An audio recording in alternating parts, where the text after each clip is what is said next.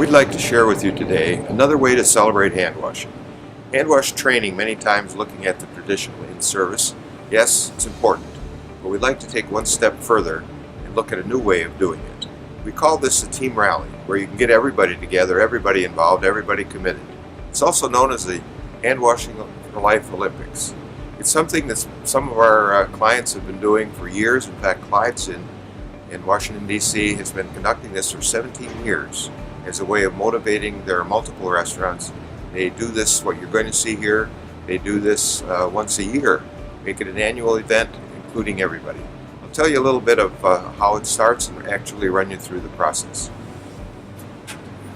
First of all, each person is signed in to participate. And what we have here is an outline of the hands. We're going to put some tracer on their hands. We're going to wash it off. We're going to put it under the black light. And you'll be seeing on the screen above me what it looks like before it's washed off. So this sets the parameter, sets the measurement. And what's important about this is you start realizing hand washing is a skill, and it's something you can learn and you can get better at. And by having a standard, it's really helpful. So let me show you how that works. First of all, you take a dab of simulated germs. This crevice material called glitter bug.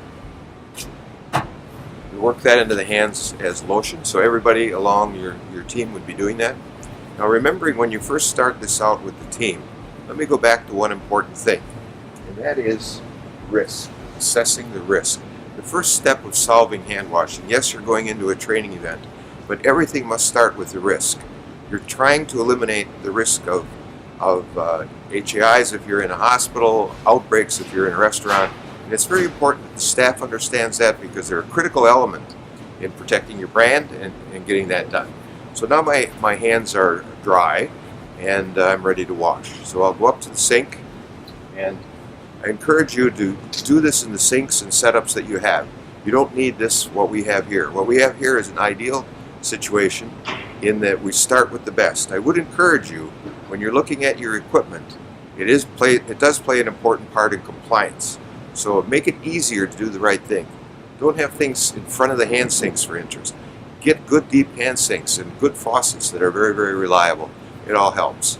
So I'm going to do a quick, what we call splash and dash, which is totally ineffective hand wash, but it'll give you an idea of what it looks like up on the screen. So what I do is step up to the sink, wet my hands, take some soap, wash. Something that's never going to pass muster with most of our quality people, but unfortunately that quick hand wash is a very common piece. So I go over here, take one extra piece here to dry them thoroughly for the next part of the test. Now what I'm going to do is put my hands under a black light. It's going to expose. My hands look clean. This is an important part of the training and why I like this so much and encourage you to think about it, because it personalizes the training. It puts the visual aspect of what you're trying to do. They can't see the germs, they can't see the soil. I just washed them. They got to be fine, right? Take a look. Let's visualize those germs. See all those marks and spots that didn't come off? Look at that thumb. Look at those fingertips. My goodness sakes. They look clean. This is a very important piece of learning. So we mark that chart, we give them a score, and you might be sending me back to do it again. So this is a very, very helpful thing. And now one of the things that you can do with it is you get everybody behind the process, find winners, turn it into an Olympics, have some gifts ready to pass out. We encourage you to make it an annual event. It's something they look forward to, and like I say, that Clyde's Restaurant Group in Washington, D.C., they've been doing it for 17 years. The chef and the management love the motivational factor. They form teams. They have t-shirts that they have produced for the individual teams. All the individual stores come up with a champion. They go to the grand championship. And there's pretty significant rewards involved. So all during the year, people are reminded they're jostling one another. Competition is your real friend when it comes to improving compliance. So that's it.